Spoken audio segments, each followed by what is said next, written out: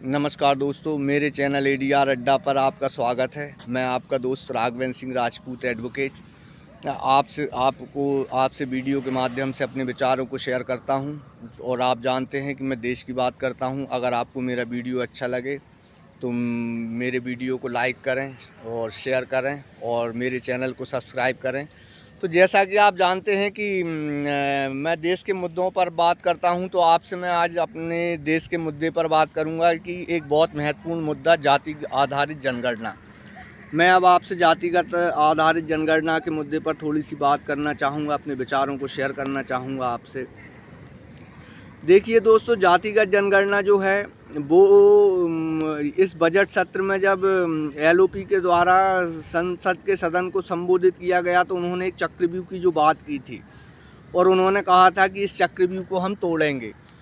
तो वहाँ से मैं इस बात को शुरू करता हूँ। तो अब विपक्ष के नेता जो एक डायनेमिक काम कर रहे हैं, राहुल गांधी जी, वो कल प्रयागराज की धरती पे थे और उन्होंने प्रयागराज की धरती से ये कहा, संविधान सभा को, संविधान के का जो कार्यक्रम था उसमें वो बोलते हुए कह रहे थे कि अब जातिगत जनगणना उनके लिए कोई पॉलिटिकल मुद्दा नहीं है। अब जातिगत जनगणना उनके जीवन का एक संघर्ष का एक लक्ष्य बन चुका है और उन्होंने समझाया कि किस तरीके से जिसकी जितनी संख्या भारी उसकी उतनी हिस्सेदारी पर वो बात करते रहे।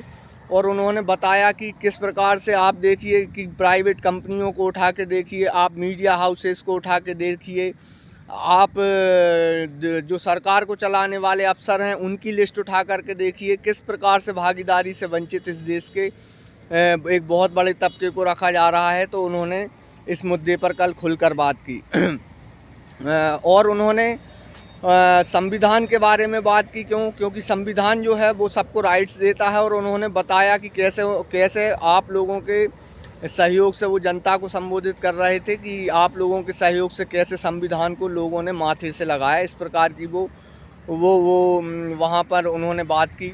और जातिगत जनगणना के जो डायनेमिक, जैसा मैं आपसे कहता हूँ कि इसके जो डायनेमिक परिवर्तन होंगे हिंदुस्तान में, क्योंकि जाति हिंदुस्तान का आधार है और अगर जातिगत जनगणना इस देश में नहीं की जाएगी तो फिर आप बताइए कि कैसे लोकतंत्र हिस्सेदारी का नाम है, तो हिस्सेदारी हम किस प्रकार से सुनिश्चित करेंगे। तो इस प्रकार की जब कमिटमेंट आ रहे हैं और जातिगत जनगणना का जो एक मुद्दा उठाकर उन्होंने प्रयागराज से नीतीश कुमार जो सरकार में सहयोगी हैं उन पर भी एक प्रकार से सवाल किया है उनसे भी कि आपने जातिगत जनगणना कराई तो आप अगर सरकार में हैं तो आप सरकार पर दबाव डालें या फिर सरकार के समक्ष अपनी मांग रखें और इस देश में जातिगत जनगणना के मुद्दे को आगे बढ़ाएं और जातिगत जनगणना की जाए।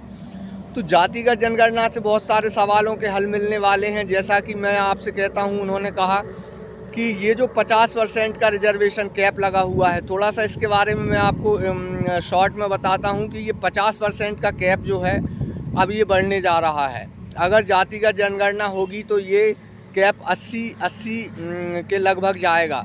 क्योंकि आप देखिए ओबीसी की अगर अपन बिहार के ही आंकड़े लेकर जातिगत जनगणना के अगर ओबीसी पर ही हम अपन बात करते हैं तो लगभग 50%, और फिर आदिवासी और फिर SC ST अगर आप इन्हें जोड़ेंगे तो आप देखिए ओबीसी को 27% आरक्षण है, 50% आबादी को 27% आरक्षण। तो ये इस प्रकार का जो एक फिनोमिना, जो एक जैसा मैं कहता हूँ कि सामान्य वर्ग में इस बात को फैलाया जाता है कि आरक्षण की वजह से आपको जॉब्स नहीं मिल रही हैं, नौकरियां नहीं मिल रही हैं। नहीं, जैसा मैं अपने वीडियो में पहले भी कह चुका हूं कि जॉब्स, बेरोजगार न मिलने का कारण मात्र आरक्षण नहीं है। रोजगार न मिलने के बहुत सारे कारण हैं और उसका सबसे बड़ा कारण है प्राइवेटीकरण। जो पूंजीवाद ने जिस तरीके से सिस्टम को टेक ओवर किया है, जिससे कि रोजगार जनरेशन की क्षमता हमारी अर्थव्यवस्था में बिल्कुल कम हो गई है, उसकी वजह से आरक्षण उसकी वजह नहीं है। और इस प्रकार के कई सवाल जो देश में चलते हैं आरक्षण के विषय में, और उनको समय समय पर पॉलिटिकल माइलेज के लिए इस्तेमाल किया जाता है। लेकिन उन्होंने ये भी कहा कि अगर इसमें उन्हें कोई पॉलिटिकल माइलेज नहीं चाहिए और अगर उनको कहीं पर भी इसमें नुकसान उठाना पड़े तो भी वो इस मुद्दे को आगे बढ़ाएंगे। तो दोस्तों आपको लगता है कि जातिगत जनगणना इस देश में होना चाहिए और इन सारे सवालों के जवाब और सच्चाई देश के सामने आना चाहिए? तो आप मेरे वीडियो को लाइक करें, शेयर करें और मेरे चैनल को सब्सक्राइब करें। अगले मुद्दे पर मैं आपसे फिर बात करूंगा। कभी लाइव करता हूं तो डिटेल भी बताता हूं कई मुद्दों पर। तो दोस्तों नमस्कार, धन्यवाद।